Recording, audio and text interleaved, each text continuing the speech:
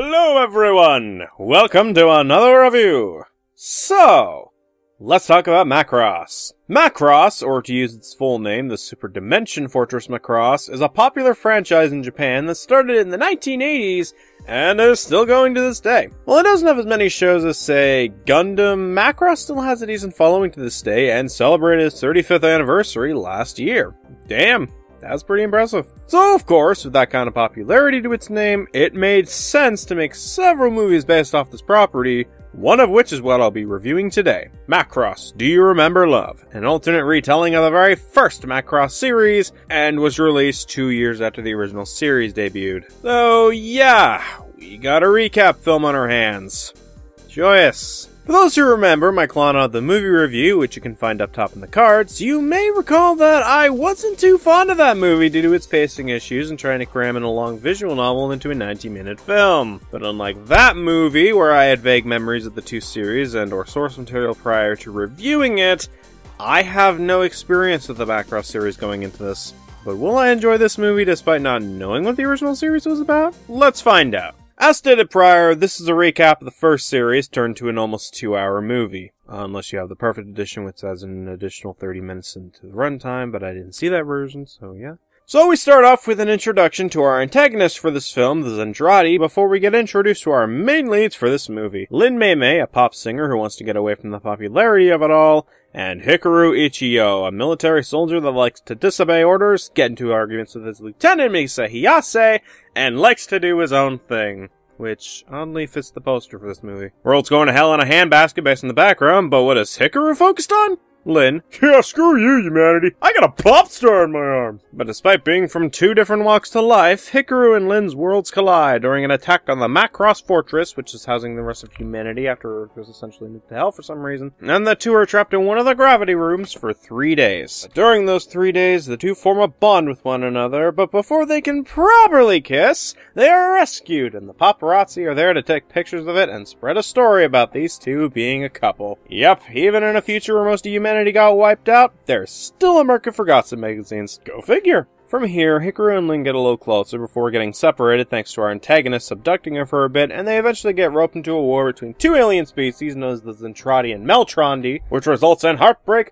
a lot of death, and a lot of drama when Hikaru forms a romantic interest with his lieutenant, creating a love triangle in the process, and has to make the choice to be with either her or Lin. In the end, though, the leader of the Zentradi kills Meltrandi's leader, but at the cost of several Zentradi ships, and the rest of the Zentradi and Meltrandi are like, fuck that, and join forces with the Earthlings to kill him, brought together by, I shit you not, a song from an ancient civilization. I would call that fucking stupid, but a few weeks ago I reviewed a movie that had a ghost reproduce with a human and make a regular child. Yeah, in comparison, I'll take the music over that shit any fucking day of the week. And that's the basic gist of the story. There's obviously a lot more to it than what I explained, but for the sake of the synopsis, I think it's enough. As a story, I think this movie does a pretty good job with its premise. The world building is pretty decent, even if certain details are skimmed over, like how Earth was pretty much nuked to hell, or how Macross was even created in the first place. The character arcs are handled decently, and the dialogue is pretty good as well. However, since this is a recap film of an anime series, there are pacing issues.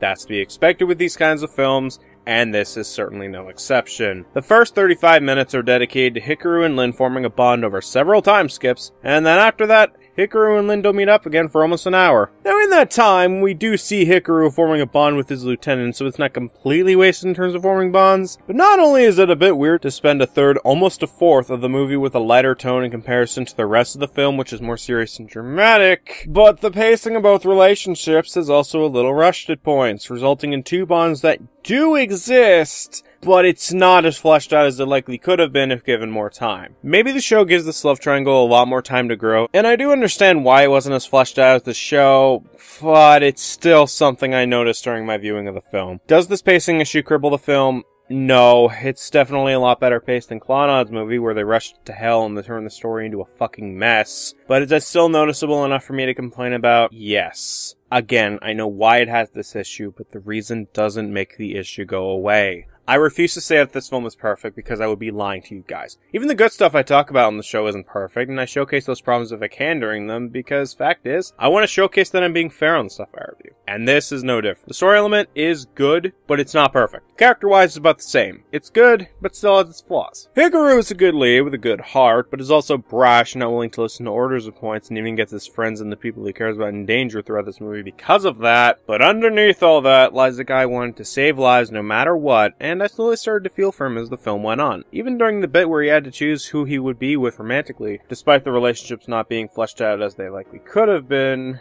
But yeah, I liked Hikaru. Lynn was an okay character. She had a good heart, and her personality is pretty good all things considered, and she clearly wants more out of life besides being a pop star. And as time goes on, she kinda got that wish, as she was partially the reason why they won the war, since she was the one singing the song. Sure, the bond between her and Hikaru wasn't as fleshed out as it likely could have been, but I still like their chemistry regardless, and I'm sure I would like her character more if I see the series in the future.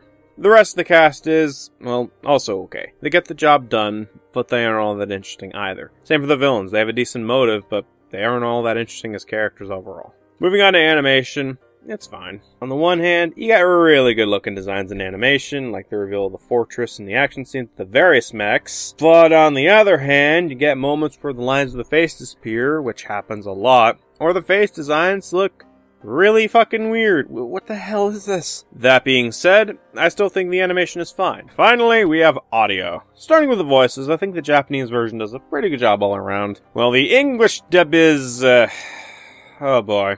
The English version of this movie is interesting, to put it lightly. Especially its backstory. Forgive me for this little side tangent, but I feel like I need to bring up its history for a moment, because they couldn't simply just dub the movie and release it normally. They had to overcomplicate the goddamn thing, and this pisses me off. So, this movie was not simply called Macross Do You Remember Love in North America back when it came out, largely because Macross's original series was never properly dubbed or even called that. Instead, it was cobbled together with two other mecha anime at the time and released under the name Robotech. Okay, sounds simple enough. Call the movie Robotech the Movie, right? Well, no. See, the company that made Robotech couldn't get the license for this movie, and they used a different animated film instead for Robotech the Movie. But instead of leaving the Macross film in Japan, an unknown studio from Hong Kong got the rights, dubbed the Macross film into English, and Celebrity Home Entertainment released the film in the States called Clash of the Bionoids, which is a really stupid title. Christ, why did they have to overcomplicate this shit? Was it really that fucking hard just to give it the original title, especially when you weren't calling it Robotech anyways? Fucking hell, this was stupid. Okay, ran over. How was the fucking dub?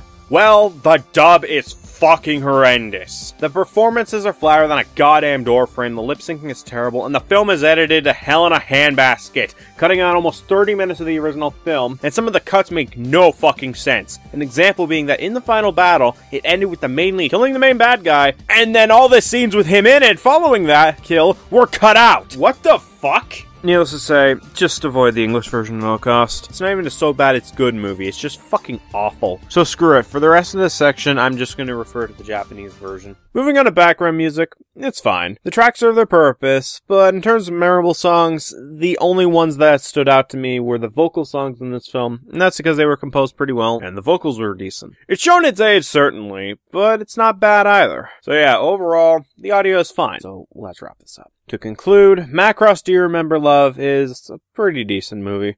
It's certainly shown its age in various elements, and the pacing is a little off at points, but I think it did a decent job at introducing people to the franchise and hitting the main notes of the original series. Could it have been better? Yes, but you could also do a lot worse. Anyways, I'm gonna go throw out this crappy English version, so I'm the Mounty, and next time we meet, I'll be doing something a little special. See you then! You may have destroyed my body, but my spirit lives on in the afterlife, and I left your friends especially the present before my body fully dissipated. Call it my last gift of the Black Lantern.